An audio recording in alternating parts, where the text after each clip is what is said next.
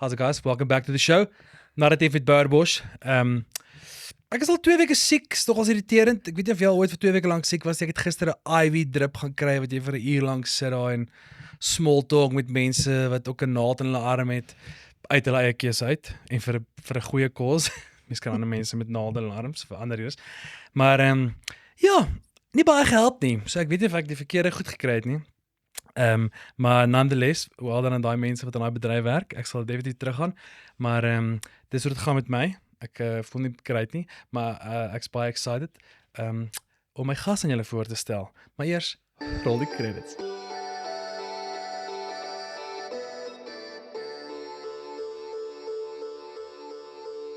Okay, vandag op die show, niemand anders as 'n incredible aktrise. Ek het al 'n paar keer saam met haar gewerk.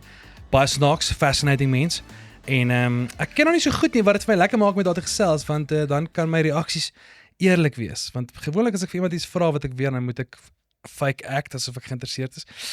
En vandag gaan ek geïnteresseerd wees. So dames en here, ek gaan met Carla Classen, maar sy kan sê wat dit regtig is. Carla Classen. No S at the end, but it's fine. I forgive you. I just add things all the time. So okay, just start. What's your real name? Carla Classen. Carla Classen. Carla Classen. Now it's Carla as well. It is. I mean, it's interchangeable depending on which part of the industry I work in. If it's theatre or TV. Yeah. I Or like Afrikaans or English. It changes. That makes sense. But Carla sounds cooler than Carla. It's fascinating. Okay, but ask you a question. Did I like Veronica? What's the thing called? Veronica is cool. Do you follow her on Instagram? Because I feel I thought it's a TV show. No, not Veronica Mars. Like Veronica is cool. Yeah. She makes these really strange clips. Like On what? she's kooky. Like she's not okay. Like she's a bit not all there. But what is? I don't get it. What are you saying? What content does she make? Like really stupid content, like lying on a couch and then eating a bag of chips and then there's this really good one. How like sexually explicit is your You can be yourself. Okay. God, is that a good thing? There goes a cancel culture. Yeah, there we go. I'm sweating. She's sitting on a couch and there's a guy like sitting behind her. And they make up the song about I was eating mac and cheese on your couch and na on Mercer Street. And you were going down on me. She like makes this whole song and then like, you told me about the Bible and I said, that's bullshit. Well, we just bullshit. Is that when they break up? She's amazing. Oh, is that the clip? No, like this is the kind of content she makes. Okay. So she pretends she's pregnant and then she's like, but I don't know how you get pregnant. So just say the name again, then I'll go educate myself. Veronica is cool, but the Veronica with a K. Oof, she very is Afrikaans. Is she from Pretoria? Yeah, she's Canadian. Because that's Pretoria spelling. That's Pretoria spelling all over, bro. Listen, I grew up there. In Pretoria? Yeah. Oh, what's cool? Did you not know this? No. Are you acting? I know, but I don't know a lot about you. No, born in Cape Town, moved to Pretoria when I was about 8. What's cool in Pretoria? I was at Waterkloof Primary School. Snap. And then I went to Pretoria High School for Girls. Yo, okay. Sure, why Isn't that the school that's... You judging? Isn't that the school that... us? No, I don't know. I just work on my reactions because I sometimes just say yo or shoo or wow and without thinking like, was it really wow? So when I just went shoo, I just remember them being in the news earlier this year. They always, every now and then, there's a little like bit the of hair stuff. thing? Hair stuff. Was it hairstyle stuff? Isn't the school, that's where that one, I forgot her name, but she was like an activist with the incredible hair. Yes. After my time. A little bit after my time. So you're not a struggle hero in your school. I mean, there was Feesmans for.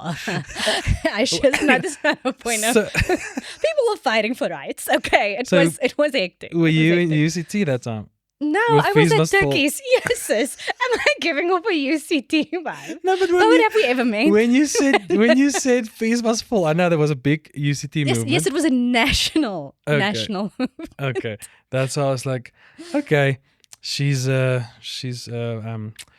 stirrer. She likes to fight. Yeah, I mean, for the good things. I walked to the union buildings. Yeah. That's good. I was part of remember when there was a massive nationwide thing when everyone was like, Zuma must step down? Oh, I knew you were going to say I was that typical. Me and Benny, we went to, it was in, what's the square, the Market Theatre? The square there, what's it called? Nelson Mandela Square. Is it Nelson Mandela Square? Isn't it a female? What square? Oh, not at the mall. No, it's at is it the Nelson Mandela Square? There where like across the Market Theatre. Oh, no, Market's in Newtown. Yeah. Oh, that What's place? that square? I don't know. But that's a female. Mary Fitzgerald. Yes. So we were there, but it was like, You know when you're like white people, you go to like you go to like these not riots. What do you call those things? Like a Protest. protest is a strong word because you're just walking. It's not like a march. it's not a toy. It's like a march. Okay. You don't know any of the songs because Bless your heart. majority Yeah, of the yeah. songs is like struggle songs, Yeah. and you can't just bust out in a Sokkie Treffer or any of No, your no. favorite Afrikaans Listen, liedjies. not the moment. Yeah. Not the time, Read not the the room. context. But me and Benny were there in solidarity. And Bless we were you. like, but it was quite cool because everyone was gutful. And we walked like a massive block in the whole, from CBD to Sure. it was proper. How long ago was that now? I think almost like 8 years because Zuma didn't he vie at like 2015, 16? I don't know. It's all a blur. Yeah. But Around there. but basically I see myself as, You know. I don't can want to say a give you- struggle hero. Can I give you some advice? You know, Yes. I think what you should do is like the best way to do it is just learn like the kind of chorus of the song. So That at makes least sense. you can join in at some point. That Because makes sense. generally there's call and response. Ah. If you just if you learn the response, That's, I must do that. you know? That's how people approach their favorite pop songs, I guess, Taylor. Do you think everyone knows all the lyrics at a Taylor Swift concert? I do not. Are you not a Swiftie? No. I know all the white girls are going to come for me. But I don't Skip get episode. it. I don't get it. Skip episode. As a songwriter, I'll give her credit. I mean, it's not. I just She don't. works hard. She works hard. I get it. You know, she's talented. She's doing her thing. I just don't get like how she is the girl. Yeah. Yeah. Well, I'm guessing Beyonce is up there as well. Sure, There's but a- I mean, but maybe I'm just not. Well, Beyonce is lately on another list. Should we get into the I'm beat? so scared. Should we get into the dirty list so soon in the episode? I mean, I don't know what's gonna come out. I'm so scared. I don't know if you've seen that stuff online where people are like listening to their 90s, 2000 artists before they all get cancelled. It's like now's the time to listen to everyone. Well, before the because list comes in a, out. like in a year, no one. But so by the time this episode is recorded, just for the public, there's the list, the dirty list has not been released. No. So we've got no idea who's on. Yeah. There's a lot of rumors. Yeah. There's a lot of people that's quiet I just and think not saying anything. we should go back to Cat Williams's interview. Yes. Because if we watch that 3-hour epic, But you know he's doubling down now. There's clips of his latest stand-up stuff that's going viral where it starts with like a picture of Bieber and P. Diddy on the back. God. And then, now it's going to get rough out there. Because there's a tape, apparently. This is the thing with the TikTok algorithms. It feeds you the things you don't need in your life. no, it does. Yeah, But yeah. apparently there's a video with Diddy and some other celebrity that's apparently more famous, according to the lawyer, more famous than him. And they're doing very naughty things. And they're figuring out now how to go forward. Because in the words of the lawyer, she was like, the only issue with the video is we can't figure out how old the person in the video was at the time. And that's a rough statement. But let me ask you this on the P. Diddy, Chris Brown thing. Because Chris Brown is also coming to South Africa. And that's a hot topic at the moment. Yeah. Are you one of those people? It's the same conversation as Michael Jackson or like Bill Cosby. Sure.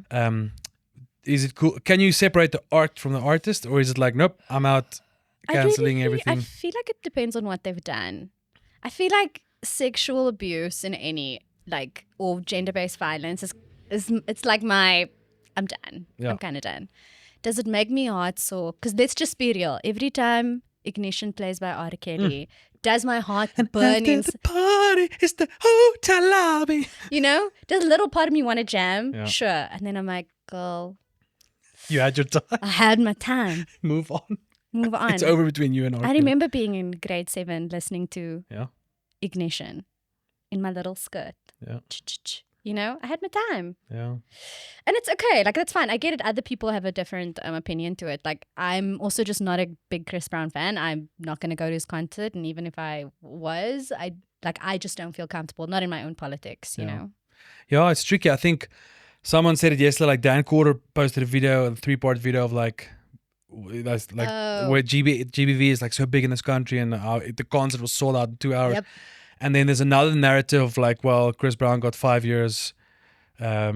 What did he get? He got like 5 years and he had to do community service and he had to like attend a bunch of what do you call it, anger management things and those. So the other side of the question is when did you serve your time? When did you do enough to like be, guys, I changed, I'm not the same anymore.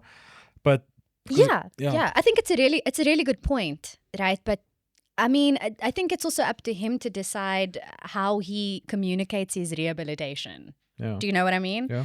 I feel like I haven't seen Change. a large like PR effort in terms of let me address the fact that I have repeatedly done this to women. Yeah. And we're going to Because show that's the thing. you. There's more allegations. It's not like the it Rihanna wasn't one. an isolated incident. Yeah. So I'm like, I don't know. I feel like if all that stuff's public, do you have a public responsibility to show that you've changed? Yeah. But does it surprise me that his concert sold out in 2 hours in one of the like capitals of GBV in the world? No. Yeah. I mean, Soccer City is massive. That's like 80, 90,000 people. And maybe I just underestimate how big Chris Brown is in general. But also we are starved like for international artists. Do you know what I mean? Yeah. Like Taylor Swift's too expensive. You know, they love how this is coming back to Taylor. Listen, Thanks. you have to segue back. Just circle back, yeah. It's going to be like 5,000 Rand a ticket to get her here. That's how expensive she is. But the thing is, the girlies will pay. I know. This is the girlies that's paying for the Chris Brown. Do you think 90,000 men all of a sudden went, listen? No. Well, they want to see him gyrate. That's going to be rough. I wonder who's going to open. And if the people... Because it's going to be a local act. And I wonder if they're going to get flack. Oh my gosh, I didn't even think about that. Because I was thinking of like YFM, which is like the media partner. Yeah. And there's like so many female DJs there. Like, what's that conversation like if they have to promote the show? No, it's tricky times, I guess. But that's, I mean, that's where we're at. Life is always about like learning and unlearning, figuring out your boundaries, when to forgive, when not to forgive. Because someone like Bill Cosby did incredible things for like people of color in the film industry. Like that guy, what was the story about? Like they always had to be like, black people. No, you know, he was the first guy that like fought for like black stuntmen. Oh shit! Because the how it worked was if there was black actors, the stunties was white people. Just like I don't know if they were painted, but it was shot like that. Where it happened in a movie once I was in. Okay, but we have to go back that. But he was like, no, we need black stuntmen. I think he was like the forerunner for that whole movement. You can Google that. I think it's true. What? Here's the thing. We contain multitudes. And I try and remember that. Like, it doesn't forgive what people do, but we're complex. Like, we're really complex human beings. I've been watching a lot of true crime. Which is... And how is that going psychologically with you? It's not going well, yeah. Bouwer. I'm following you on social media. I can see the degress. It's not okay. They were innocent dreams and they're not anymore. I had to cry this morning because of how bad my dreams are getting. So I need to stop. There comes a time in everyone's life where you need to stop what you're doing too much of. I've got a PlayStation addiction that I know I need to walk away from. Do you have a PS5? Yes. Oh, that's what you see. Did you also cry when you got it?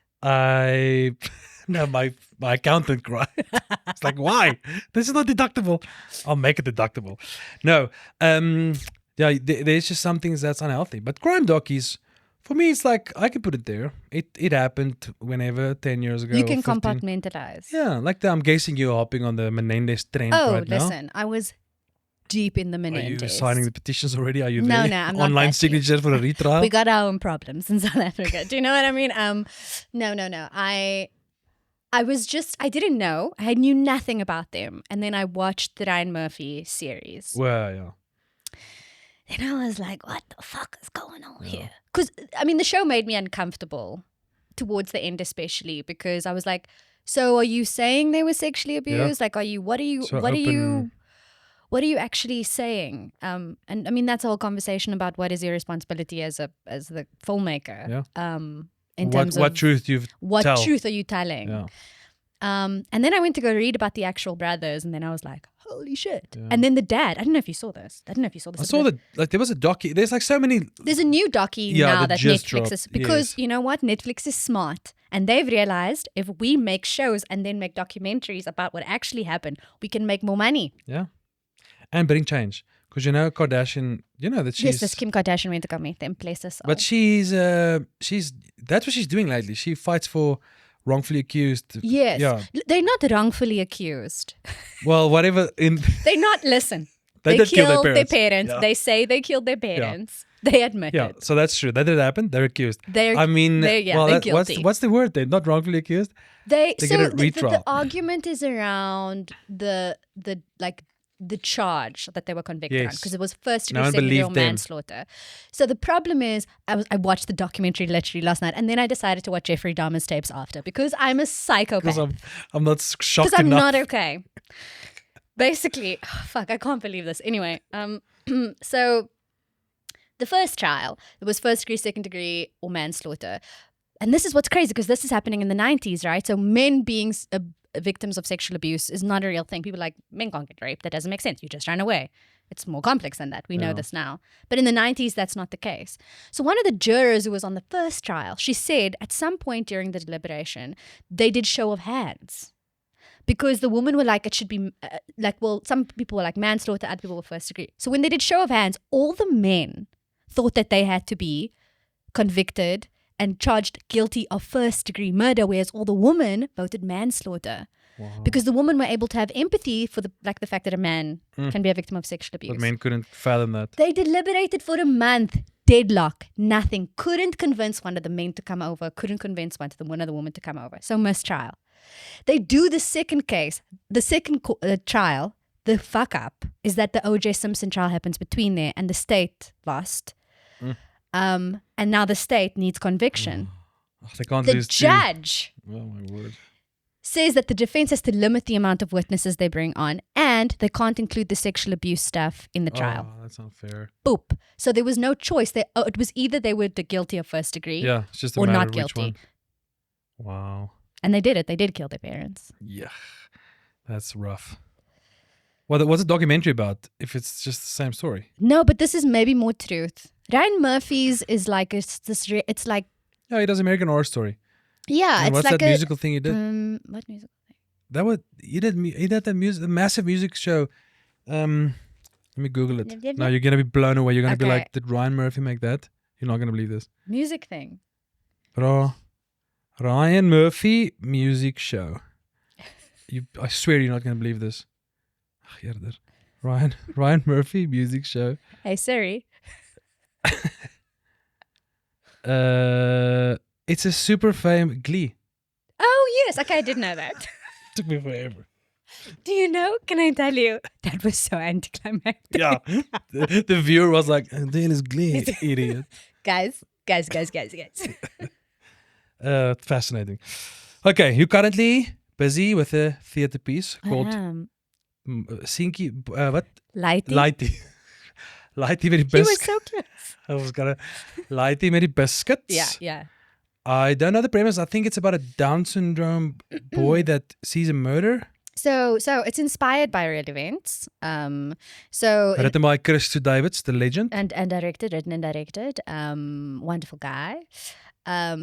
So it's inspired by the story of Nathaniel Julius, who in 2020 during the lockdown there were protests in Eldorado Park, and he had Down syndrome, and on the news that night it was just like this kid was shot. No one knew what. Eventually it all comes out that it was the police actually who had shot this kid.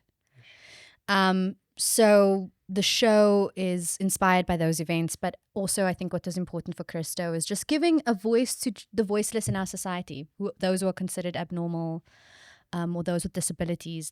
Even in some ways maybe like it's an ode to Nathaniel, as Christo would say it, and an ode to even a lot of those people who lost their lives during that life Isidameni disaster that happened. Yeah. I guess our story is about what happens over the course of this day. Yeah. Me and Listen, we bought tickets. We're going to come tomorrow night. This is exciting. Am I going to cry my eyes out? Yeah. Is it going to be rough? White people particularly. Is it the guilt? Is it the Maybe a guilt? little bit. But yeah, they really feel it in the chest a bit. No, but That yeah. will be Chris's stuff is generally like you have No, to be generally, like, okay, it's going to be a rough night, guys. I just want to put down this money so I can cry my eyes out. No, it's going to be... no. No, but anyone, honestly, everyone and anyone will feel. Yeah. You've done this at Art Club. How did it went down? Lekker? Lekker, yeah. I mean, the audience there, it's a lot of older white people. And we knew they would be affected. I mean, the story is really, it's intense. This is not a show at the end of the night. I'm like, Oh, yeah. Yeah, because I told this and I was like, hey, date night Thursday, let's go to theater. And we're super excited, but I know it's going to be, No, you're going to have to it's not going to be a debrief. romantic Yeah, date night. Yeah. That's why there's a bar Ah. at the theater. And then you guys afterwards, hopefully, take photos after we, with our eyes like all bloodshed from the tears. Or we have a drink. It depends. Yeah. Depends where we're at. So and how the your show goes. process with theater, because I've done a few TV and film stuff with you, but like for theater, is it different? Your prep process, are you method in that way? I enjoy the process of theater more just because there's time, and I do my best work in collaboration with other people. Because there's so much you can do at home, and then there's what the other person's doing. And if you work with Bouwer, you really know that, since he loves to improv. Yeah. But, what script? You mean this whole thing? No. This is a suggestion. Yeah, like we figured a lot of stuff out in the room. And for me, like, yeah, it's for me, like the connection with the person opposite me is always the most important thing. But yeah, you get to try a bunch of different things. Yeah. I work from a very organic place generally, which is like, let me play for a bit and figure some stuff out, and then be like, okay, try this. Yeah, of course, there's lots of time. I guess in today's how the film industry works, also like it's very few times that you get like a month ahead. Cool, you got the gig. Lol. It's more like 2 weeks, and you're like, oh, I'm doing all this other stuff now. I have to figure out. And also, when you get a bit part, there's not really a lot of, I don't know. I don't put a lot of work in when it's like a little It's bit also part. difficult too, right? Like it's like I always think you're there to serve the story. So like, what is the role that you are playing in the thing you are doing? Do I need to be something insane? Not that I generally play those parts. More like people who weep. Yeah. It's kind of my. Or in the role you played in our film, you're like the wife. Yes, I just want to tell the viewer, it was so much fun because Carla was cast as like the wife of Jay Rasdeen. But it was just one of those scenes that was like she had to be in the kitchen and in the house the whole time. So each scene we back in the kitchen, she's like doing a different thing of like, I'm so sorry, another typical women thing. Where's your bowl? Where's the salad?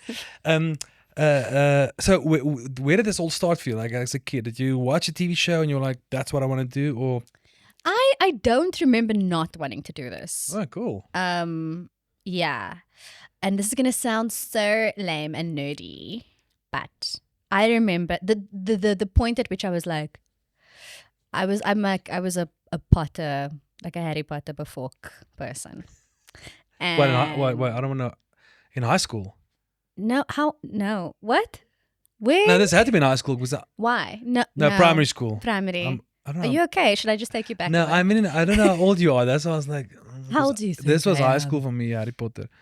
No, I think you're like 32. You thought I was like in my 40s because you were putting us in the same. I don't know. I have to remember that I'm older than other people because I look younger. So that's the because I normally look younger than everyone. But you're an Ivy drip and alles. Well, who's got the move? Yeah, shout out to for back pain. Yes. And you're 32. Okay. And I'm 31.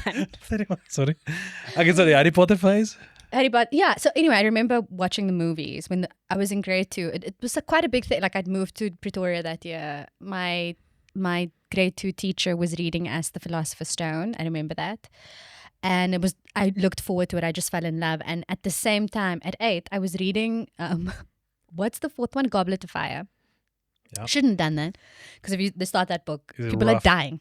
Okay? People are being killed by moose snakes. So is this the first time you confronted with death? In a book? If you're saying you're grade 2. Yeah, that's young. That's hectic. I don't know. Anyway, you look back and you think twice. Where it started. Yeah, where it started. But anyway, and then that movie came out at the end of that year, Philosopher's Stone. And from that point, I was just like, anything else I watched after that, I just so desperately wanted to be inside of that. It's all I wanted. Oh. I didn't fully understand what that meant, or like what I'd understand to shoot that, or like whether I actually wanted to be Hermione, or if I wanted to play like I was Hermione. But I think I still feel that I watch work and I go, oh my God, I want to do that. I want to be in that. That would be so cool to do. Yeah, and like most people who get into the industry, I'd love to know for you, but it's definitely a need for validation. Yeah. I think it's one of the few jobs where you get validated so much, or get critiqued that much. Because Or no validation. lately I've been wondering a lot about like why are we really that special? I don't think people in the arts are necessarily special, but we work with a commodity where you put things out there. You make music, you make songs, you make comedy, even if it's an Instagram story or whatever, or a play, you put it out there. And a lot of that stuff has to do with like inner healing, and you do it because it can help you. It's like therapy in a way. But it doesn't make us better than anyone else. I think we're fortunate that we can operate in a space like this. But I don't know, what was your question now?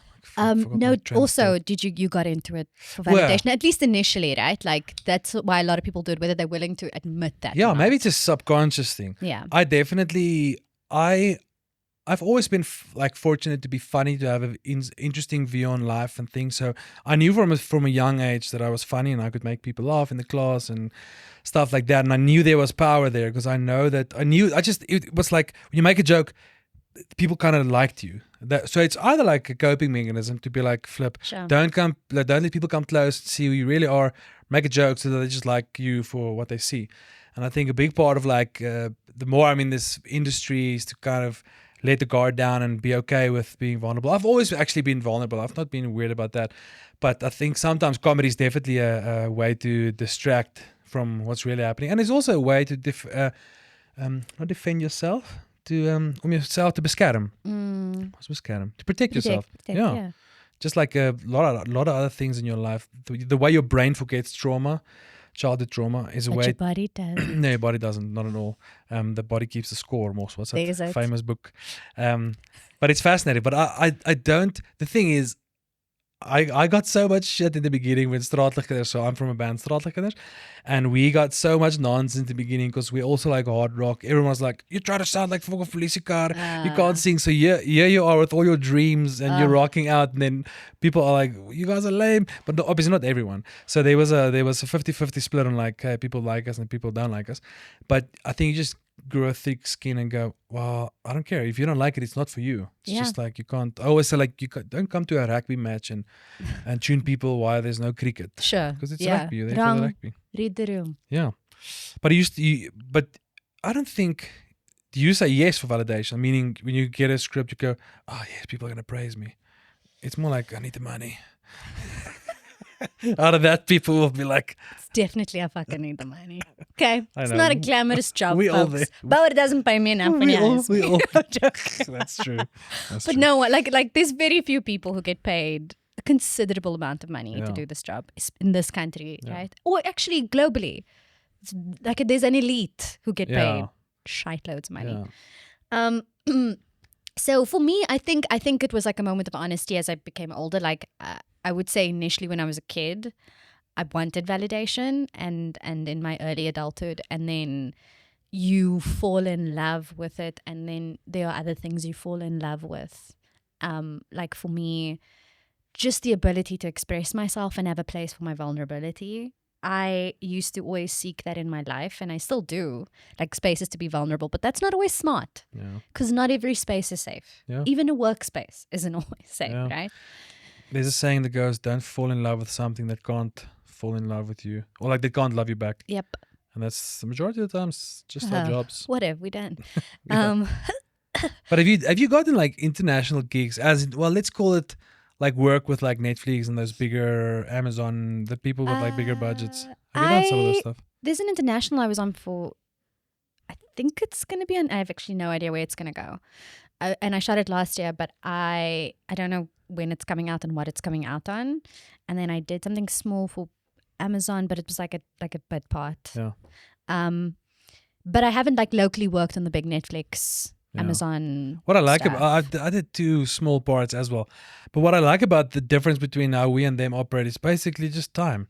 It's the money gives you time. There's no skill difference. No one's better. I love it. It's just, listen, we got 3 days for this. I normally it's like you got 1 day for 60 pages. Yeah. Shoot an action movie in 2 weeks. Like crazy stuff. I had this moment. I was working on this international, and I was working with these famous people in a scene. And someone who famous, was international famous. Yeah. Yes. and I'm not gonna get into that wanna because there's go. an NDA, okay, and I don't want to get Non- fucking sued because Non-disclosure. again, I don't have the money. NDA means a non-disclosure agreement. I'm There just is gonna ask, where did you shoot this? In Cape Town or Joburg? Cape Town. I'm gonna say it was Sam Rockwell, but go. No, Damn it. no, but I can't talk about the person. I'm not gonna. But I remember one of the crew is South African, and I'd worked with him on a show, and he came to me the one day because the lead was a little difficult. Oh, it was The Rock. That would be so cool. I might melt if I was in a film with him. But then he came to me and he was like, "Do you know what's crazy?" He's like, "These people have no idea what you're capable of. Oh. Like they have no idea what you bring to your work because you're playing a part like whatever, you know. I'm there for my money." And the credit, the international credit. Don't get it twisted. Which we can leverage to get more money. Yeah. Do you see it? You see how it works? Yeah. See how it works? She's in the background of that one Netflix show. Yeah. Pay me money. But it's that thing. It's like these people are operating, sure, like you were saying, but it's the same job. Yeah. And just because you've occupied like a visibility and an access to money that I don't have and an access to projects that I don't have, it doesn't mean that our skill like our skill set's any different. I think that was really affirming for me. It was like, oh shit, I'd be doing the same shit. Or like, ugh, we all fuck up, Yeah. you know? Well, I like it when I watch my favorite filmmakers make movies that suck. Okay. Then I'm like, you guys don't always make great stuff. Like, I'm a big Will Ferrell fan. But Will Ferrell has Hit done or some miss, eh? film Hit or that miss. is like literally the last 3 films he's done is some of the worst things he's ever What done. are they? The Christmas theme with Ryan Reynolds, I don't like that. But I mean, that was also was festive. It's that? very musically. But it's not in the same vein of his stuff. But the thing is, I can't even remember them. There's a new one coming out now. But my point is, like, he was my favorite, like Semi-Pro and Talladega Nights and Anchorman. And then they just became a dip where it's like, oh, well, it's affirming to go, hey, not everything's going to be a smash hit. Do you think that it's the juxtaposition of his comedy and the fact that he's getting older? Yeah, and I think it's also could be. I think generations change, culture change, and like what's funny and what's not. And because he's got like a one-trick pony in a sense, almost like Jim Carrey's comedy. They kind of do the same thing always. Well, Jim Carrey didn't do a lot of comedy lately, but Will Ferrell's he screams loud. He's got the same kind of characters, but he plays himself in definitely some sort of way. And there's only so many films. You can do it. Yeah, so many stories you can tell. But I think it also has to do with the change of culture in like streaming and so on. Where a lot of times people are like, listen, the film needs to come out now. So normally when I see a really crappy film on Netflix, I go, they probably had like 3 months to do this because the turnaround time just got way more quicker because there's no release date, Yeah. there's no marketing as well. So sometimes you don't even know about the film that's coming out. But also you can just see it, like some of the biggest filmmakers, especially in COVID, like Judd Apatow. I'm a massive fan of Judd Apatow, and they brought out this terrible film in lockdown just because they made it in lockdown. They were like, listen, let's make a film now. The time is now. It's about lockdown. It's about a bunch of influencers in the house. And it's just, I'm already not and interested. it was bad. It was just coming from the amazing stuff that he's made before. But then no one goes out to make a bad film. Yeah. It's just, there's a time limit, there's pressure, there's all these things that plays against you. Have you watched Die Hard? The Kevin Hart and Oh no, well, Don't. Die Hard with a T. yeah, No. don't do Yeah, it. shame, but he gets a lot of flack for that as well. But I think that's they cater for like a certain market in America, like Medea. What's that? It's It's Tyler not even Perry. like that. It's like a COVID movie Is it the action? in a thing? warehouse, essentially.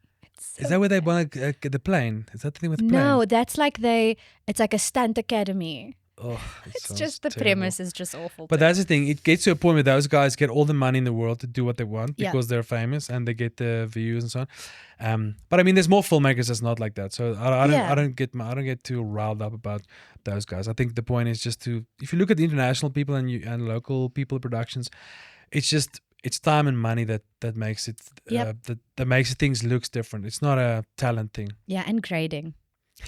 Yeah. Post-production grading. Yeah. That grading, Grading, bro. the difference Don't even get between me started on the soaps. The South African soaps, and I'm burning the only so bridge. many. Dude, Bouwer trying to get me fucking cancelled. I'm Trying to get me burning the fucking only. No, fired. you already got a soap. I don't have a soap, but I'll burn it. I'll burn my own little bridge towards any soap opportunities.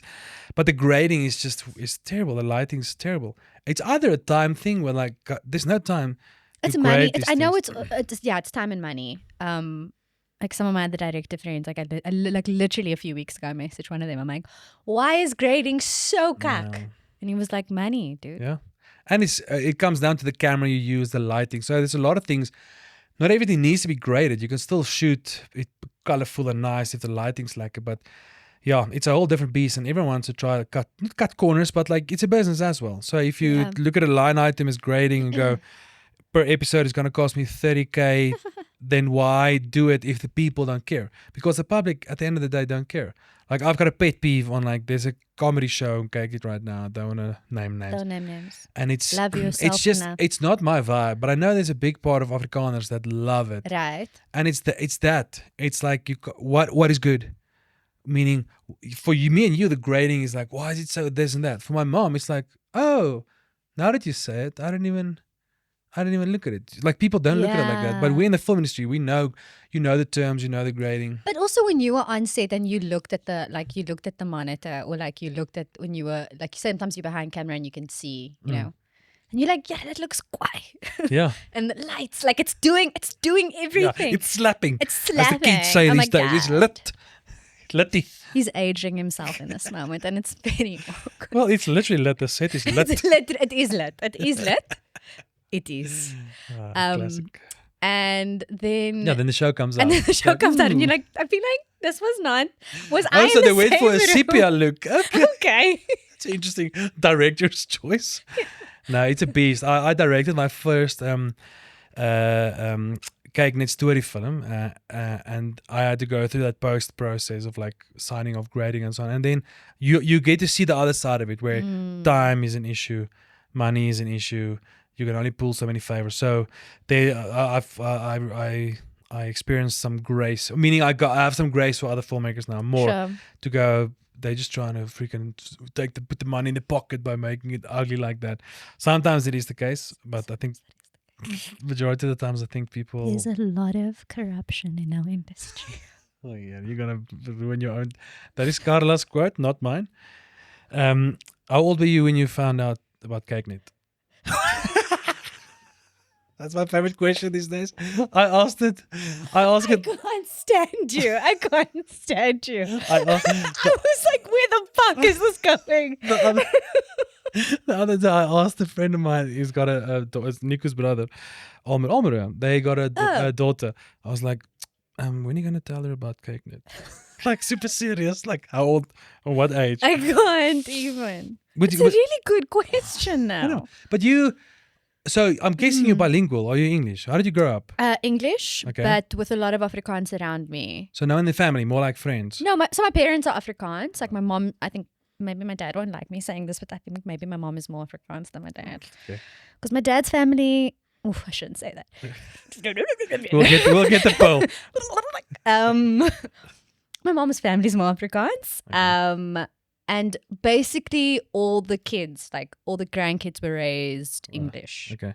But did you ever do Afrikaans plays and stuff at school or like No, varsity? I went to English schools. I didn't And do Tikkies, you studied English, I'm guessing. The drama. drama. Yeah, it was in Wow. English. And I think I had like a resistance. How political am I gonna be? Sorry. I'm Towards the language. Not towards the language. I think towards what did that mean, like showing up in the industry Wow. linguistically as Afrikaans, and what part of the industry would I be buying into by doing that, Yeah. and what would I be serving by doing that? And I was really resistant because I'm a code switcher. So I'm sure Bo's also heard it before. Like I can speak like in my colored accent, and then a particular person walks in and I can switch it up real quick, Wow. you know. And then I can sound like this, like, oh my gosh, Bo, how are you? Like, Yeah. blah, blah, blah. Okay, that was a bit intense. Accents. So You're good with accents. no, codes. Code as in, like, area codes. switching. No, fuck, man. Like, It makes sense because people sound different. in different. Yes, but code switching is also like something that you find people of color also. I mean, we all do it, but in my context, that people of color do, depending on the environment that they're in, because you're also mitigating how you're perceived, Yeah. right? And as I've gotten older, I've gotten more comfortable, but I still code switch quite a bit. Yeah. And I remember I would go to auditions and I like wouldn't perform very colored, whatever the fuck that means. Wow. And then They they'd were be like, like, can you be a bit like more? Like more. And I'm like, no, what if you just say in the brief you're looking for a particular accent? Wow. Do you know what I mean? Like there's a Yes. way to nicely say these things. Yeah. Anyway, and then I just started realizing that I was going to have to start doing Afrikaans work. Otherwise I was going to be po. Yeah. I have to tell it's a super sad story. Oh no. Well, it's a more vulnerable story as with regards to like accents on a massive unlearning thing that because you can't see your blind spots. Sure. So yeah, one that's day I why was they at are. Stark Studios and Kim Klute, shout out Kim. Kim Klute was there. She was busy. She had an arc there, whatever. And then we started talking about filmmaking. And out of my ignorance and the way I was brought up and being white and Afrikaans, we had a conversation with her and we started talking about like different stories and who can tell whose stories and Sure. white stories and brown stories and whatever that means. And I make this stupid comment, but like sincerely, as coming from a place of like, I want to see more like people of color in TV. I mean, this was like 10 years ago. Yeah. And I was like, you know what, Kim, I just wish like when colored people get cast, I just want them to speak normal. I just don't want baby them to boy. sound like they're from the Cape Flats and so on. And I mean, I went in it not to upset her, Yeah. and she gracefully, and it was incredible. She was like, Bouwer, but we are proud of our accent. That is how we sound. And I never thought of that. I was just like, people need to sound like how I speak Afrikaans because that's pure. That's how I was brought up. And it was just a massive, like, the way she handled it, kudos, was awesome because she could have been like, listen, you freaking Yeah, she could have white chosen boy. another way. Yeah, but it was just like so, and it hit me like, oh my word, this is so true. Like people sound the way they sound because they're proud of it, and that's how they sound. And it is totally a part of the identity and the histories and the context, right? No, it was powerful. Yeah, I think like the whole thing around Afrikaans is like, I mean, this play that I'm doing. Is it Afrikaans? It's in Afrikaans, and we all are speaking in our own kind of dialect, or like our own kind of dialect of Afrikaans and accent of Afrikaans. So, and that's also like really cool to like hear how differently we navigate the language and what we do with it. But to actually answer the initial question, which I never answered, which is when did I become cognizant of Kyknet? Formative years. From formative years. I don't remember when it came on TV, but I would think it was when I was living in Pretoria. Yeah, that makes sense. After Harry Potter. Yeah, phase. traumatic enough growing up there. So Listen, you're married. I really am. How long have you been married? 3 years. Oh, snap! You married in COVID. Yeah. Well, 20. Oh my God, I have a horrible story about that. Did I tell you? Have I told you the Hit me, story no, about? go for it. About your wedding. Yeah. Oh, Did I- no. Okay. So we got married in 2021. Great. Didn't have to invite a lot of people. We planned to go to the Maldives because also like the flights are cheaper, accommodations cheaper in For the the wedding. Maldives after the wedding. So Well, we were going to honeymoon. leave like day after the wedding. We're going to go to the Maldives, which means we have to go get a COVID test, right? Somehow we're just not fucking getting to the Lancet or wherever. And so the morning of our wedding, he picks me up from my mom's house because my mommy wanted me to sleep in the same bed with her. My mom has an autoimmune disease, okay? Okay. Context. Silo's 90-year-old grandmother flew up from Cape Town. We were having a chat like this because she doesn't hear so lekker. Like, yeah, I'm here with her auntie. That morning, we go for our little test. Chiki. And I mean, like, Tickets booked, everything. I'm stressed, right? I was on a telenovela at the time. Like, it was stressful. My parents live in another country. I was sorting this wedding out. It was a fuck show. Day of the wedding comes. We have a fantastic time. Lovely day. Around 7 o'clock in the evening, I'm moeg from my wedding dress. I'm like, I'm going to change to shake my bum. And I look at my phone and my result, boop, positive. I cannot tell you how traumatic that was. It was like one of the worst moments of my life. Yes. Because then Sela had to run and go tell everyone that I've tested positive for COVID. This is still the wedding. This is the wedding. nee. This is the wedding. I'm sitting in the fucking bedroom up there. That is Crying. Do you know, it was like a movie. I found myself in the shower. crying. That's Crying. beautiful. And my auntie, fully clothed, bless Auntie Bernie, came into the shower fully clothed and embraced me. Selo's cousin gave me my cousin had like CBD tea.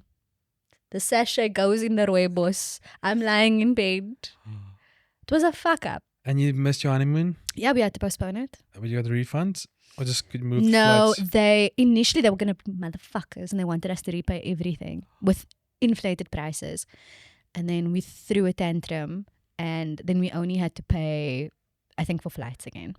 Yeah, And then we that went is- in May the following year. Did you do another ceremony? Did you do another one to redo it? No, because weddings are really expensive. Yes, that is. That needs to be a short film. That's like super That- powerful. Listen, thank God I was on a telenovela at the time, because otherwise I don't know Wow. how that was going to happen. But Are yeah, you a fan of rom-coms? I love the old rom-coms. Please tell me you watched this latest thing. You won't like this. Nobody wants this. Nobody wants this. Is that how you actually feel about it? I told Is somebody about the show. that like No, a no, no. little Freudian You know what slap? happened now? I told a friend that was the name of the show. He was like, "What's it called?" And I said, "You won't like this." He's like, "But why would I like this?" No, it's the name of the show. But I hear now what the title is. Nobody wants this. How incredible was that show? I what's the word? You know what was refreshing about it? Consumed it in a day. Yeah, it was incredible. The whole fact that it's rare to see people on screen that sorted out, that they kind of know what they want, that wants to do the hard work, Oh my God. that's honest. It's Because beautiful. normally rom-coms are like the one is a mess, the one is a They're savior. children. They're children, actually. Yeah, Yeah. and now it's like millennials. But this actually ties into to your love story because you married a Zulu guy, Xhosa. Xhosa. Yeah. So was there? Did you have to? I don't. The word convert is the only word I have now. But did you have to? There's nothing like. There's not. You didn't have to like traditions, like Xhosa traditions, anything like that. You had to. This is a tricky one that I don't know if I want to eat. Okay. But I'll speak about it to we don't you. have to, no, we don't have to. Let me ask you this then about love and relationships. Great. Yes, but I am married to a Xhosa man. Yeah, awesome. And he's lovely. My question is. Yeah. Always, has it been easier for you to love someone, or was it easier to let someone love you?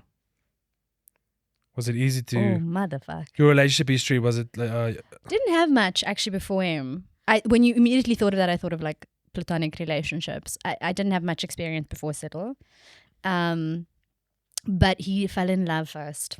And I think I needed that. I ooh, needed like him to do that. to pursue you? Yeah. I think that's is that what's the word? What does chivalry mean? So I'm Afrikaans. like a Gentleman. like a gentleman, like he opens the door and he So you think that's normal for men to? Well, if I would use the word, let's pursue women. Like women want to be. I'm asking, I'm not saying. Want to Oh. be. Okay. I want to fight for you. Fight. I want to like fight for your heart. Show you. Like women like that, right? I think there's always the like romantic ideal of something, and Yeah. there's the imagined idea we have in our head, and then there's reality. And like healthy relationships are not about the ideal, but about the reality. I think I struggled with that for a very long time. It's like I had an idea of how I wanted things to be and how things had to play out and how they had to feel special and look special and be special. Because I grew up watching fucking way too much TV. Yeah. You know, and it does shift. It shifts our psyches completely and our expectations around what's normal in relationships. But I think, luckily, Siddle came out into this world like a little Buddha. And the way he navigates himself in the world is insane. Yeah. So I think I had Is to there grow an up age a lot. difference between you guys? No, he's a year older than me, Oh, nice. but he's like a little Buddha. That's great. He you know that like non-attachment stuff. That is that guy. Yeah. But it's. I mean, all the relationships will be broken because inherently we're broken people. Yeah. So two broken people will always come to the party. But it's always lacquer when there's at least one that's I don't think like the one needs to be super more healthy than the other one because you Oh, that's can't not just good too. drag someone. Yeah. Yeah, it'll drag you down. But I mean, there's a lot of like speak about compatibility because I went through divorce and I'm in a new relationship now, and it's fascinating. You do compare a lot of things because I mean you just do it. It doesn't have to be you have to be married. You just do it when you move on to an ex-boyfriend or girlfriend. Yeah. You always compare it to like, oh, what's missing here? What did I have there? What's new now? And it's fascinating how one can heal and learn and figure out oh, this is actually what I want, or this is more what I want, Yeah. or figure out, oh, flip, I never wanted this, or I want this now, and also just how you change, which makes relationships some of the most difficult things. And if it works, it's like the biggest miracle because you change the whole time. Every day you change. Oh my God. Your partner changes every day. Then there's work that changes. Then there's That's a family. fuck up. That's why, like, if something works out in a relationship, it's like, damn, hold on to that. Yeah, it's like I always, when we're in like one of those really good spots, I don't know Yeah. if you also feel this too. I'm like, there's a part of me that knows. I'm like, we're like few days. so connected right Yeah. now that I know the next phase is coming, which is like, we're going to change. Yeah. I'm going to change. You're going to change. I always try to Then we have to go through this again. Like, we've got to find each other again and learn each other again, and then like do this really consciously. And then you just like, oh my God, like this is it. Like this is. But isn't it fascinating that you choose your partner and then every day you learn something from them. Every day. Yeah. For however long you are, even Thank if it's the God, rest. though. But it's insane. Because I think the problem is when you stop. Yeah. Like then what's going on? Yeah. I don't want to know, as much as I try to pry his brain open because that's my personality. Like, I am thankful that I find him a mystery, because if I didn't, Yeah. I mean, I'd probably get bored. Yeah. So I just feel like the moment you feel like I've got this, like this is all done, this is. Yeah. No, it should never be that. But just the fact that you can wake up next to the same person every day and be like, cool, what's the new gift or the new gem I'm finding out today? Yeah. What are you gonna give me? What am I gonna give you? It's fascinating. It's funny, you know. So my uncle married us, and like he one of the, don't ask me the verse because I'm not good with the Bible, but he said the kind of overarching theme for us was it is better to give than receive. And so I always think of that, like especially in the world we live in, right? Like giving facilitates more giving in your relationship. If you're in a healthy relationship, we're talking about healthy relationships. Yeah, true. But yeah, I always think of that too. Yeah, there's some fascinating thing that I saw on the internet, classic internet, where the way I'm raising we're raising our daughter at the moment is like each day, like ask your kid, what did you do for someone else today? And just like that becomes such a lifestyle thing. You know, I mean, those are small things. It's holding the door open for the teacher, or giving someone a broodjie at school, or whatever it is. Like it could be a compliment, just stuff that doesn't even cost you anything. And by giving, I think that's the thing with relationships as well. Every day you need to wake up and go, what can I do for you today? Anything I can help you with? And you're going to fail at that. Yeah. No, man. Hurt people, hurt people. You're not going to do it every day, but you're going to fail. Hurt people. Did you grow up spiritual or religious in any way? Yeah. So my whole family is pretty Christian, New Apostolic. It's a particular denomination, Is pretty that big in Cape Town. happy clappy No, vibes? not happy clappy. Those people love a likaim. Okay. A likaim. And lots of amens in church out loud. Oh, and, nice. That's like but very like a very musical church actually. big like, choirs. yeah, choral music. This thing's recording nog, nee? Cool. Like lots of choral music and stuff like that. So my family's quite musical. Then I went to university, and some it all feminism behind. found me. Is that your new religion? No, fuck religion. Shouldn't say that. I'm losing the whole conservative No, crowd man, here. it's your view. But I found feminism. I found, strangely, I remember in my second year we were learning about Greek mythology, and I just started kind of seeing the overlap between what we understand as religion today and pagan practice, and then I was kind of like, what gaat hier? Yeah. And it's almost cultish. A lot of like stuff. And then I think I after that I just really started struggling, and then I was learning about all this like colonial, post-colonial critical thinking, critical race theory. I was Tikkies is like quite academic. Open-minded. Well, okay. And that's it. Open-minded? That's another question. Strong word. It's a very strong word. But maybe it's changed. And I think, all of that over the years just started really percolating. Yeah. So I don't particularly deal well with religion for myself. I have people in my life who are quite firmly engaged in it, and I can respect that. And for me, like, strangely, religion is like a cultural practice for me because it's part of how my family navigates certain things. But yeah, Yeah. Let me ask you this way. Do you see yourself as a spiritual being? Though? Yeah. I'd say I do that. I'm all for the universe. Yeah. No, but that's fair. I mean, a lot of things is life is learning and unlearning. I grew up very Christian that I'm super thankful for, because it wasn't the unhealthy kind of influence where it's like turn or burn, or listen, you need to what otherwise this and this. It was more like from a I always people hate this, but I always compare, like when I say Jesus and Mandela were the same. No, but hear me. It means Sorry, you just entered me. I'm gonna give you space. Sorry, Jesus Mandela. No, it's fine. Yeah, but that's why podcasts exist, to give context. I'm not saying they were the same person. I'm not saying. My point is, both their lives I can hold on to. I can be like, this is what they did when they were on Earth as human beings. And that's the stuff I can latch onto and go, they did this, they were controversial, they did this.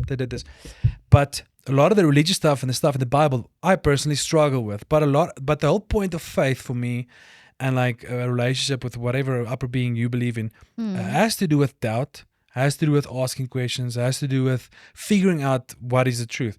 And that's the stuff I hold on. That's why, like, I don't say that I'm a Christian per se, but I say I follow Jesus in a way. Like, I try to look at the way he lived and try to be as close as that can be. Obviously, I'm a human being that makes silly mistakes a lot of times, but that's why I use the Mandela thing, because Mandela did extraordinary whack things with regards to his life. There was no civil war. He could have took revenge on white people, and he didn't. Did you say civil? Oh, sorry. I don't know why I immediately went to the Avengers. That's very embarrassing. Classic actors.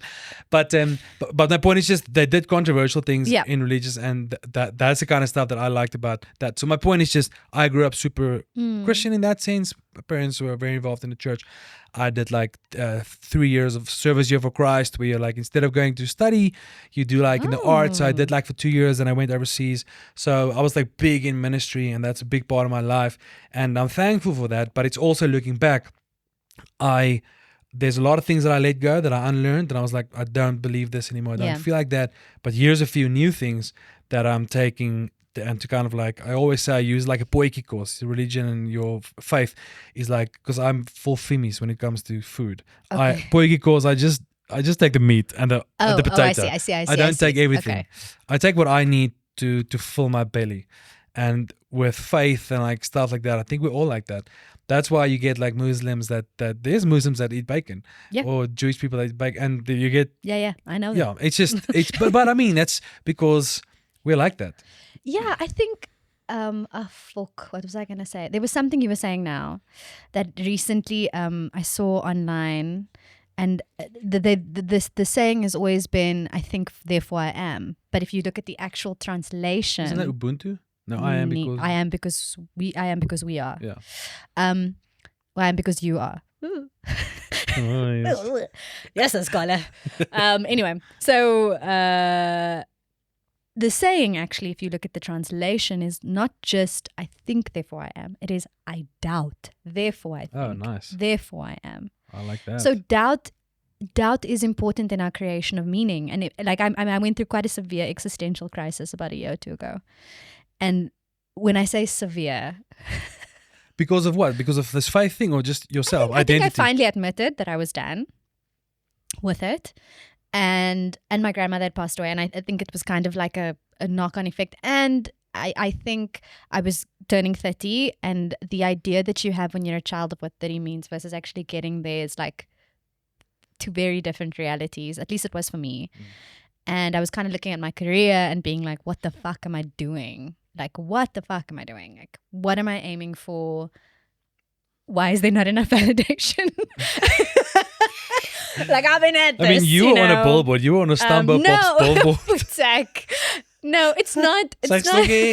I saw you, bro. That's before I met you. I was like, and then you saw me at the Narratief like a week after. We're going to speak about it now.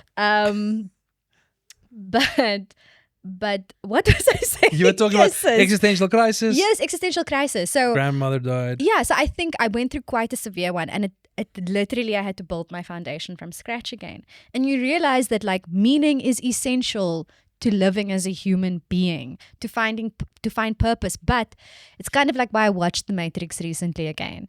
I was like, once you see what The Matrix is, once you've taken the fucking red pill, there is no going back. Because you know whatever you participate in, it's your choice to participate in. You're not just like, it's not like blind, right? You go, I'm taking the meat and the potatoes out of my potjie pot. Yeah.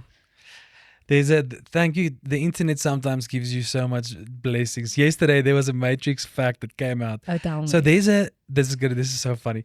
There's a certain code. There's a Matrix code. Is this the and it's a Japanese, sushi stuff? It's a sushi recipe or something. It's from a cookbook or something. Yes, it is so funny. You're watching this film thinking, ooh, this is the formula. Meanwhile, it's just like how to make wasabi or something whack like that. I love it. But what you're saying now is true. Like I say, like we sign up to this, like you don't sign up to life at all because you're born, you had no choice. But then you have to kind of go, okay, I'm gonna commit to this life. And then there's certain levels, and you experience like a game, almost like going through different levels. And there's so many different levels. Like when you lose a parent, or you lose a friend, or you lose a loved one, trauma. That's a whole different level. Divorce, getting a child. I've recently became a father, and like that's a whole new level in life. And that's the thing with life is you need to take the good with the bad. You need to be like, listen, death is part of this, and also all the joys that come with it. Because I always think about love. Like we meet someone and we go, I'm gonna spend the rest of my life with you, but we all know it's gonna end sometime, either with me dying or you dying. That's a base case scenario. And that made me think of my dream this morning. Fuck me. But anyway, I mean, but isn't it weird that we know the end, and still I'm gonna love you, even though I know someday this will end. But that's what makes it beautiful, is the temporality of it. Is that it is finite in this experience of reality, right?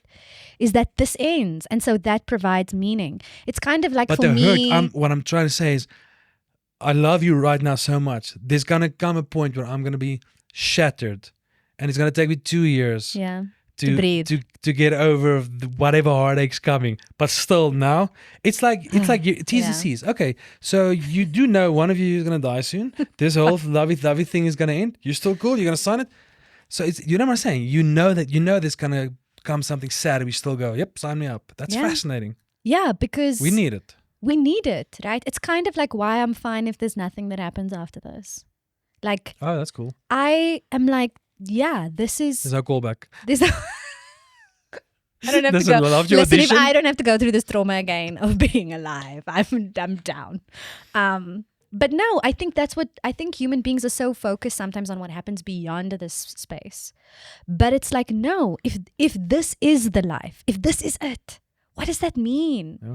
What does that mean for how we love each other, for how we treat each other, for the world that we create? If this is the one thing, I think sometimes we put the responsibility on what happens after this. And it's like, no, this is it. Yeah. My father-in-law actually said something a while ago. He said, people are so focused on heaven being somewhere else. What if we're in it right now? What if this is it? What if we look up? The heavens are above us, above. Yeah, we're in it. It's here. But we are in it, and that was such a beautiful way for me to like think about my existence and what it means to be here. Also, you should listen. Do you listen to Neil deGrasse Tyson's podcast? No. About the universe. No. What's so amazing for me is people who are thinking at like that level of astrophysics. Yeah. That level of astrophysics or whatever. They are philosophizing. Because you get to that point, because when we're thinking about our universe in that kind of way, what does that mean about our existence? What does it mean about our purpose here? So I find that stuff deeply interesting. But that's the thing. That's why I ask you if you see yourself as spiritual, because we all, even if you believe in nothing, there's something that grounds you. There's something that kind of gives you hope for the world. Either it's just being a South African is a whole different conversation of like, you need a lot of hope. Being hopeful. You have to be hopeful if you can make things work. But I think in essence we're all not religious. We're all spiritual in some way. We all hold on to either it's family or the feeling of love or the connection, and we need that stuff. Yeah, powerful. Are you a writer? Do you write like dagboek? Do you have a diary? Dear Carla, woke up sad. Do you know what's really great is that I can't watch for Bouwer to watch this play because what he just said is not going to be funny anymore. Is there a diary? Just a part of it. I know I'm gonna. I know I'm gonna cry. My eyes out. It's gonna suck. I know why I do it to myself. No, but you must come. It's great. No, I'm excited. Tomorrow at 7. We're there. Nice cathartic release. You have to theater, like it's those things are medicine. It's therapy. You have to see other people's stories because we don't on a daily basis. We interact with the cashier or the waiter or whoever your paths cross, but there's never a deep, intimate like conversations like this is also rare, and it's very therapeutic, and it's like a deep dive, but not a lot of people. Do you feel like they're rare for you outside of this setting?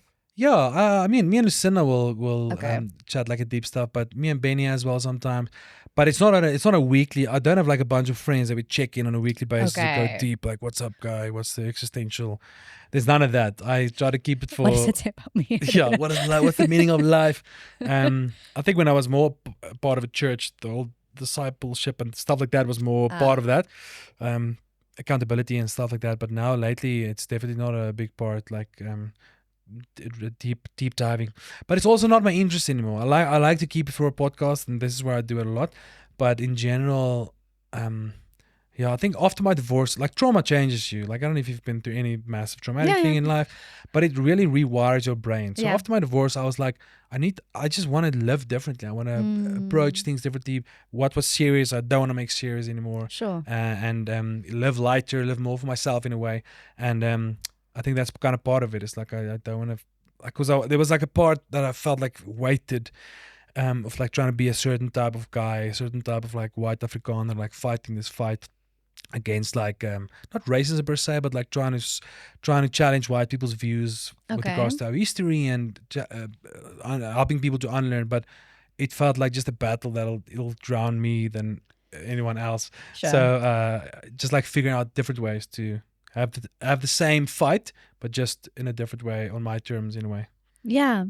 I think that's the thing, right? You got to find a way to do it your way, which is kind of the journey I'm on at the moment. And it's the most impactful if you just you. Just like trying to figure out what like your authentic self is. Although I feel like that's lifelong. But right? but I just want to say you are an incredible actress. Like I know I met you at Hartlop. Hartlop was like the Afrikaans version of Grey's Anatomy. I'm guessing. But you were incredible, and I mean your arc in that show is rough. And I met you there, and I was just there for comic relief. Yeah. What's new? But you did such a good job. But you, I mean, I've experienced the crazy range, and I'm guessing tomorrow night's going to be a next level as well. But I just want the viewer to know, even though you're a little fluffy, furry, friendly person here, lighthearted. You're an incredible actress. Thank and you. From the first day I met you working with you, I was like, yes, this girl is insane. So hopefully you'll be. I'm guessing you're gonna be one of the big stars. You're up and coming still. You're still young. Yeah, let's see what happens. Is the long game? Is this something you would like do forever? You start writing shows and direct. I would love to get into writing and directing. Like I've started doing my own little thing around. And hopefully they'll become things. But yeah, definitely writing, directing. I'm actually doing an intimacy coordination course at the moment. Oh snap! More does that. Yes, she does. Yeah. So that's something cool that we. Well, I don't say we need more. I'm guessing it's more. It's a certain thing. Everyone needs that on set. Like yeah, they should. And also there's becoming like a larger legal requirement for that kind of stuff, just for liability in terms of the production company. Yeah. So for the viewer, let's just explain for the listener. What an intimacy coordinator is someone who coordinates and facilitates the relationship between the director and the actors regarding intimate, nude, semi-nude, or sexual simulation scenes. But we're also learning that intimacy is not just about sexual content, but also just really intense, vulnerable, hyper-exposed content. And that's what I'm finding like really interesting about the coursework as well, is like learning all the applications to the work. Yeah, that's a fascinating world. I've never had to work on set with any of those people just because I've never been involved in projects like that. Did you guys have one in Hartlop? No. Oh, flip.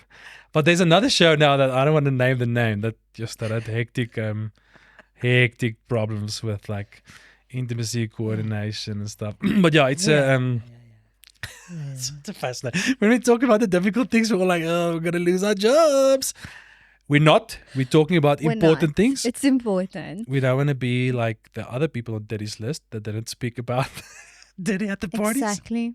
Because they had things. But I think that's important. And I actually because Maud was on the show way back, but I actually was so rushed. We need to pick up maybe again. she'd be able to. I know she's got stories, but I know she probably also has to sign NDAs. Yeah, sure. No, I'm not interested in the stories. I just it's a But fascinating world because people do fall in love on set because you work together for a month or two, and then how to navigate that when because there's emotions involved in those things. You're either like kissing scenes. The first time I had to do a kissing scene, it was just it was so. What I liked about it. Oh, it was so sorry. no. That was childish. Anyway, It was so. What did you say? I said, "Oh," so you said what I liked No, about it. I mean this is my first kissing scene. I'm like, I need to Yes, figure out. It's like what I'm trying to say. What I liked about it is how lame it was. Meaning, Oh yeah. it was Weird. it was a Weird. math equation. Cool. I'm gonna come in. I'm gonna kiss you. I'm gonna put my hand above your head. I'm gonna do this Nice. with your Yeah, hair. yeah. I'm gonna take your head away. Put my hands on your cheeks. Pull you back in. It was a math equation. I mean, it was as stupid as any other scene where it's like, listen, me and you, I'm gonna come in. I'm gonna bring you a coffee. We're gonna riff a bit. You approach it Yeah. like any other scene. So that's because in my mind I was like, oh my word, my first kissing scene. What am I gonna do? Sorry, my How do phone is some. No, it's fine. If it's important, you can answer. No, it's not. It's Your agent, No, call no. back. no. But before the scene, you're like, oh my word, what am I gonna do? What if our Yeah. noses? What if our noses The touch? nerves, like, And it's yeah. gonna look stupid. Whose head's gonna go this way? And then you do it. You're like, Oh. was this it? And there's a whole bunch of dudes standing Yeah, there. there's a camera guy right here, the boom guy's here, the makeup's there. There's like 20 people around you. So it's the least romantic. Yeah, it vibe. is. I mean, maybe it's also different for dudes. Because I think for me, like, I'll give you an example. I shot a film towards the end of last year, and it was like super rushed. We needed like so many more setups for the scene. And it's this moment like where these two people kiss for the first time, but there's like a whole bunch of other cack happening. Really high stakes. Are you the person kissing now? Yeah. Okay. So me and the guy kiss, and the next day or so, him and I were chatting, and I was talking about like men on set, like Just like the culture. understanding that you're a woman on set and what that means. And then he said to me, he was like, yeah, I need to tell you something. And I was like, what? And he was like, I'm not going to tell you what it is because it's going to make your life super awkward. Because I tend to get along quite well with crew. Like I like getting along with crew on set. He was like, yeah, well, after we did the kissing scene, one of the crew guys came up to him and proceeded to say to him, oh, dude, like, you had it right there. Like, why didn't you just fucking go for it, bruh? Like, why didn't you just like... And just so you know, like, the kind of etiquette is you don't stick your tongue in someone's mouth. Like, that's just like general etiquette unless there's a specific reason that you need to be doing unless it's that. motivated in the story. Yeah, like, you know. And he was kind of like, you were there, why didn't you just? So I mean, you know, it might be an awkward thing for you and the person, but like there's also other people who are experiencing things, or maybe even trying to vicariously live through you. And I think like that's what intimacy coordination is also trying to mitigate. It's like, this is not supposed to be a sexual experience for all of you. Yeah. We're trying to have two people Trying just to tell the do story. their jobs. Yeah. Yeah, and go home to your person if you have a person, and feel like you didn't do something What can I that tell you're you? not ashamed of. Yeah, what I really hate about like film etiquette, and it's I'm also a dude, but there's a lot of I hate the sexual innuendo jokes when there's so much of that on set still, and it's freaking. I don't do a lot of directing in films and stuff, but it's something that like super annoying. It's like, okay guys, are we still doing that's what she said? Are we still doing like nonsense like that between takes when people say things? It's like, guys, can we just have a normal working? Can we just make the film and have fun? Yeah. No, it's tough, those things. Ugh, I don't know. But you know, hopefully we need to desexualize the language. No, basically. I know. I yeah. But I mean, it's also hard because I think film sets are also like you do kind of feel like a cowboy, you know. It is like it's this really cool environment, and so what you're cool with personally does slip into the professional environment, especially if you've worked with people a whole bunch of times and you're also quite social with them. But yeah, let's see how things go. Well, Carla, did I say it right? Yeah, you did. It's the way you said it. What I said, Carla. Okay, wait, last thing. Okay, You want to on this right now? Yeah. Tell me about sporadically. Are you on TV or are you still shooting? I pop in and out. I've got another storyline coming What's up your name of the character? soon. Fiona Fontaine. I do Oh. remember. Classic. There's a little alliteration for you. Is it like a character? Fun? Are you stirrer? You making She's nonsense? my next storyline, I'm gonna stir a little bit. Is it a fair? Are you fairing someone? I'm will they, won't they-ing. Wow, ooh. Um, And are you getting nonsense in the public? Cause no, I don't think I'm on enough to get nonsense. Okay. Yeah, which is also okay. Don't want to be like super Yeah, hyper yeah, visible yeah. either, especially for maybe for that. That was that audience. kind of money where they No, keep no. harassing me. But yeah, it's been fun. Like the people that work there, like the other actors there are really Yeah. fun. And there's like a lot of like young Yeah, kind of newcomers, cohort. new generation. that's But in what's there. also cool is it's another medium.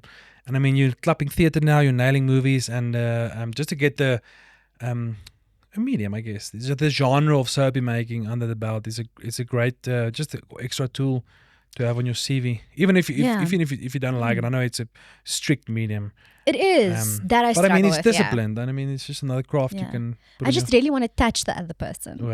not allowed to, too far away. No, yeah, you're standing too far away from them. But I'm like, I touch them, Yeah. I mean, it's normal. you know. Yeah. But yeah, that's what's kind of hard about it. And the Afrikaans is just different. It's just, Ooh. but that's Binnenlanders is quite stylized. Yeah. Oh, fuck. It's upper class. Um, Woolies Afrikaans.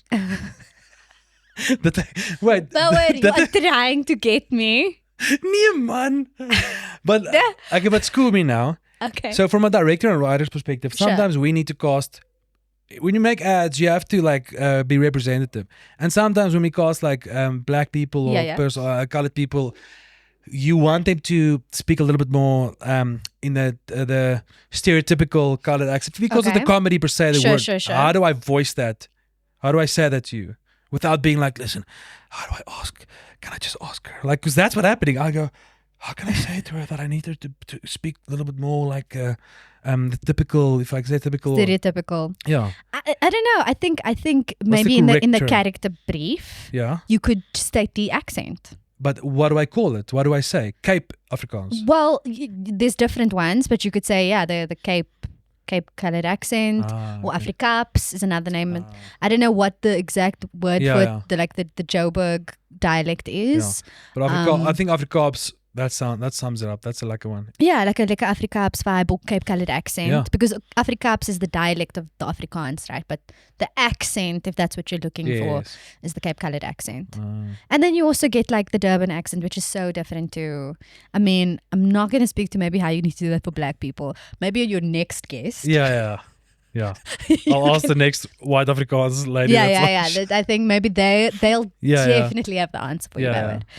Yeah, I mean, we trying to tread around these topics when we're on set, but at the end of the day, just clap it head on. Maybe like, hey man, because we did it. Can we try this in a Cape colored accent? Yeah, because we did an ad recently where I played the typical Afrikaans. Because normally when I play an English person in an ad or anything, I'm cast as like, and I love that. I'm cast as like you're the white Afrikaans guy, but you have to speak English. Yeah. So I just gooi it like this. There's a whole different thing coming out, but I like that because that's like what I bring to the table because Right. I know that African people and people of color view white Afrikaans people as this guy. What are you talking about now? And that's funny for and them. it's funny, That's why I up that because I know it works. Yeah. And it's a funny accent. That's why Suzelle DIY, did you follow her? Yeah, not That's why anymore, she somewhere. killed No, because it's she okay. sounded like a white Yeah, no, Afrikaans hilarious. study that can't speak English, and that killed. And also like what's it, Tally Babes, right? Like Exactly. it's that like Yeah. the Joburg Jewish accent, Exactly. so I mean these things work, right? But I think how we communicate them becomes interesting in the context that they set in, and the Yeah. power dynamics that exist within that too. Yeah, because it's always like you don't want to punch down. I don't want to make fun of your accent. Yeah. But the way you say this is way. If you Funnier. say it in this accent, it's way funnier than saying it in another accent. So, but that's another thing we're learning and figuring out going forward in this country. Last thing, are you hopeful as a South African? Did you vote? I did vote. Nice. I stood in the line. Vryheidsfront. I don't know your vibe. because that's my brand. I don't know. Listen, you're doing better than others. Fuck it. I don't know what Fiona Fortuyn, what her political views. Listen, I'm not judging. All I'm going to say is Carla had a really difficult time at the voting box. I struggled. I was like, what with the fuck am I decision-making. going to do? Yeah. Um, I was I voted for, obviously you vote national and then Yeah. when Different. I also voted very different for the different things. the one was a regret for me. The one I voted for the DA and I didn't want to vote for them locally because after the election, there's so much stuff that came out about it. I'm like, why? But the other one I'm proud and in Parliament right Okay. Everyone's a fuck up. That's it. firstly. Basically. Am I hopeful? This is a very difficult question for me. Okay. You can just be honest. A lot of the time, no. But I think hope is a resistance and a resilient method. Like we can't afford not, like we were saying this earlier, we can't afford not to be hopeful.